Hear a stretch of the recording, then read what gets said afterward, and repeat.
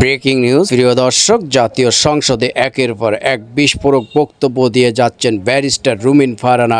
বক্তব্য চলাকালীন আবারও মাইক বন্ধ, হাসলেন রুমিন ফারহানা। চলুন দর্শক, হাসির রহস্য দেখতে চলে যায় টিভির পর্দায়। মাননীয় সদস্য, আপনাকে অসংখ্য ধন্যবাদ। আমাদের মাননীয় সদস্য,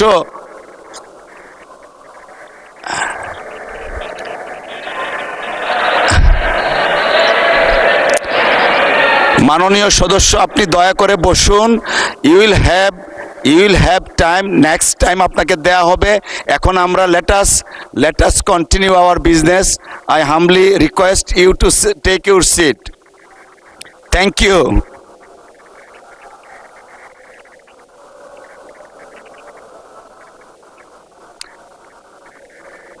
উনি তো স্বতন্ত্র।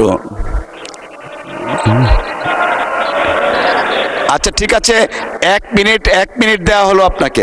মাননীয় স্পিকার, আপনাকে অসংখ্য ধন্যবাদ। মাননীয় স্পিকার, রাষ্ট্রপতির ভাষণে উঠে এসেছে অলিগার্কিক কাঠামো ভেঙে জনগণের অংশগ্রহণ নিশ্চিত করা, বিনিয়োগ নির্ভর অর্থনীতি তৈরি করা। আশা করব আগামীতে সালমানের জায়গায় সাইফুর এসে বসবে না।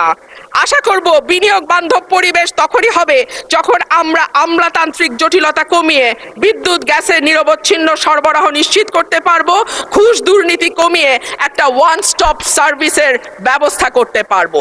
পাতানো নির্বাচন বলতেই 14, 18, 24-এর কথা আসে মাননীয় স্পিকার, কিন্তু গত কয়েকদিন আগে পত্রিকায় যেটা স্পষ্টভাবে এসছে 2008 সালের নির্বাচন মাননীয় স্পিকার, সেটিও কোনো নিরপেক্ষ নির্বাচন ছিল না।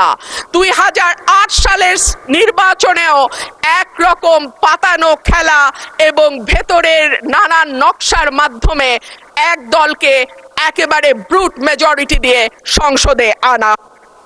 ধন্যবাদ মাননীয় সদস্য। দর্শক, চাঞ্চল্যকর সব সংবাদ দেখতে আমাদের খুলনা চ্যানেলটা সাবস্ক্রাইব করে বেল বাটনটি অন করে পাশে থাকুন।